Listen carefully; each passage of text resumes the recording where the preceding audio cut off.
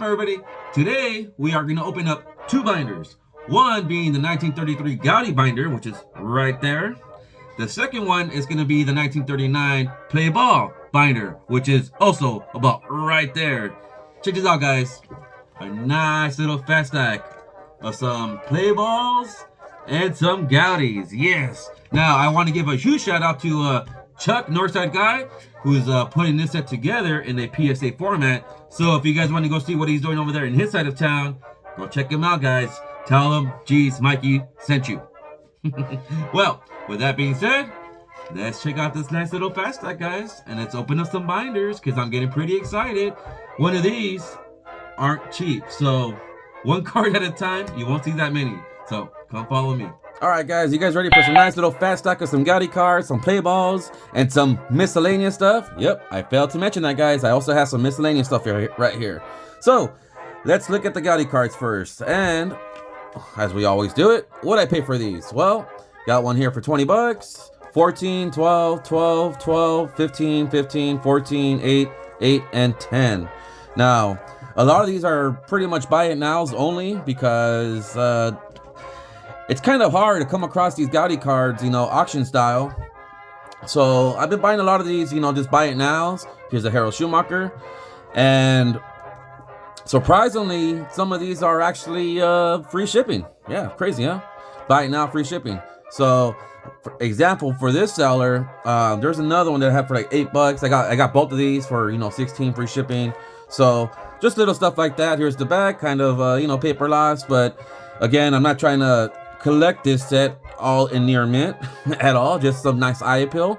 Although this one does have paper loss, but that's okay. It's no heavy creases, semi-sharp corners.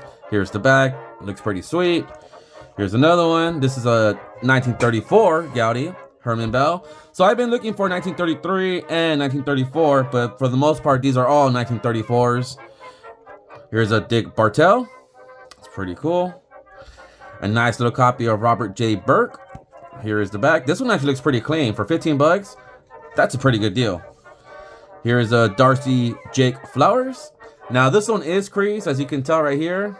But again, nice eye appeal. And it really doesn't really bother me.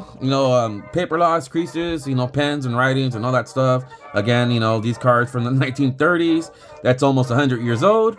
And I like my baseball cards looking vintage, or at least my vintage looking vintage. Here's an Ed Brandt, which is pretty funny because I have another Ed Brandt here somewhere. Where'd he go? Oh, all right. No, I remember. This Ed Brandt looks exactly like the 1934, in which I already had the Ed Brandt. So when I bought this one, I was like, wait, I think I have this card already. And I'll show you guys that in a minute when we open up the binders. But I was a little confused when I actually bought that one, and I looked at my numbers and I didn't have it. Here's a Johnny Vergas, pretty sweet. Actually, here's the back. And then last but not least, a Dave Harris, pretty sweet. Here's the back. Pretty pricey, 20 bucks for that. So I try to be under the $20 range as far as the 1933 Goudeys go. Anything better shaped than that, it's going to be a lot more expensive. So I'm trying to avoid that. Just some nice eye appeal, low to mid-grade style looking Goudeys. All right, the play balls. This is what I have right here. If you're wondering what I paid for these, this is actually not a play ball. This is a double play, and I'll show that in a minute. $4, $5, $3, $3, $5, $5, $5, $4, $4. So pretty, that's exactly where I want to be, under the $10 range, for the most part between $4 and $8. I know the star players and Hall of Famers, in which I actually have a few of them coming in, they're a little bit more pricier, just like the 1952 Topps cards. So what do we have here? We got a William Myers, pretty sweet. Again, I like my cards looking vintage, especially cards that are almost 100 years old. Here's a Dickman right there. Sweet, look at that portrait right there, smiling. Yep, he was happy. John Hassett, right there. Pretty sweet. Now, this one was kind of crazy because look at this, looks really sharp, right? And then you see this little bad boy right here, a hole punch. Well, I didn't see that at the time when I bought this, but then again, $5, whatever, I'll take it. Hole punch or not, $5 for that, I'll take it. But I somehow missed that, when it came across the listing for some reason. Here's a nice little Brooklyn Dodgers right there. Luke Hamlin. Sweet, look at that. John Lewis. Man, I love these 1939s.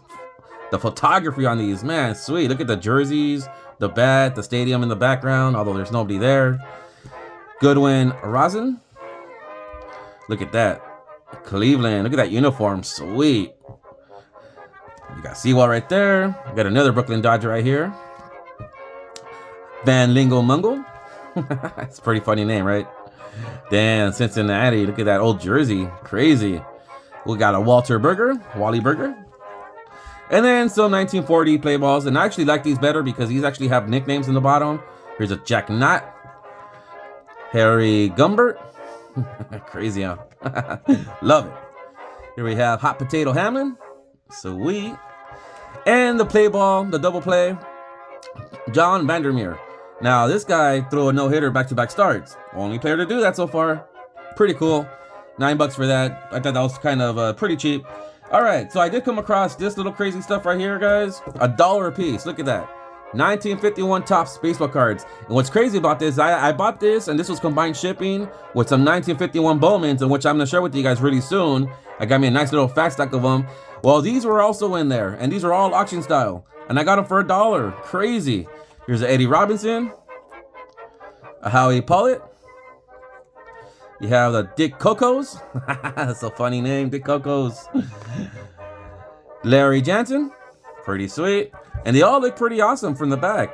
Love it. $1, can't beat that, guys. Wally Westlake. You got an Eddie Stanky. And El Zarila. All right, I also have a couple of Bowmans. Here's a 1948. Got this for $2. Ned Garver, pretty cheap. And 1950 Bowmans, pretty sweet. Got these for $3 and $2.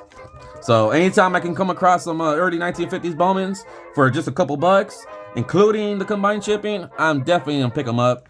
That's a fair deal, at least I think.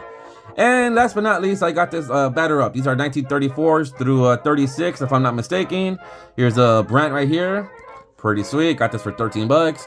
If I come across these, for like a $10 range, I'm gonna pick them up because these are really cool. And there's a lot of cool Hall of Famers on these. And what you do is you just kind of pop them up. I had a whole bunch of these at one time, but then during the card boom, I just kind of had to sell them because I'll just buy them back. It's no big deal. Anyways, let me put these in the binders and I'll show you guys exactly what those binders look like as far as the Goudeys and the play balls.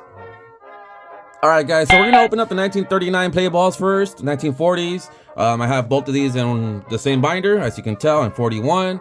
But check this out, guys. I think the next time we have a fat stack that we'll be able to throw them in there ourselves, because check this out. I don't have a whole lot from 41. This is my double play right here, somewhere over here. I don't have anything from 1941, but this is what I have for 1940, which isn't a whole lot, nothing impressive, right? Of course, we can both agree on that. But check out the 1939s. Damn, crazy. Slowly coming along, guys. And I think next time we have a little fat stack, we can definitely insert them in the video. But just one card at a time. Look at this. I almost have a full page right here. It's really crazy. All right, let's open up the Goudeys.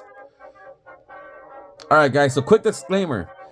There is nothing too impressive with this binder. Okay, this is my 1933 and 1934 Goudey. I don't have a whole lot of cards. However, I have a good handful of them, and that's the exciting part because I'm actually buying these one card at a time. And see, I don't have a whole lot of them, but let's go through the 1934s real quick. Check this out. I got a nice little handful of them. They're slowly coming along. Again, just one card at a time. Sweet. There goes that Ed Brandt. See, that's the one I was talking about earlier. I thought I had this card, but it was a 34, not the 33. So, I bought it. Okay, so these are the 33s, just one card at a time. Whenever I see them, buy it now, it's under $20 or $20 range. That's when I'm picking them up, which isn't too often. But again, these cards are literally just once in a while. Ed Brand again, Larry Benton. So it's slowly coming along, just one card at a time. I really dig it. Wow, this is getting really excited. At one time, guys, I don't know if I ever told you guys this. Shout out to Chuck Northside guy. He sent this my way, asking me if I needed it. And, obviously I do because I don't have a whole lot of them. But At one time, I had more than 50% of the set, and I bought a whole bunch of them for like $2, $3. Again, this was like 10 years ago, guys. I had more than half the set, and then, you know, I ended up selling them, and yeah, I'm slowly buying them back, but at a far more expensive rate than they were at the first time I did it. So, whatever. It is what it is. It makes collecting fun and interesting still. So, that's my 1933 Goudey and my 1940s Play Ball. See you guys on the next one. Toodles!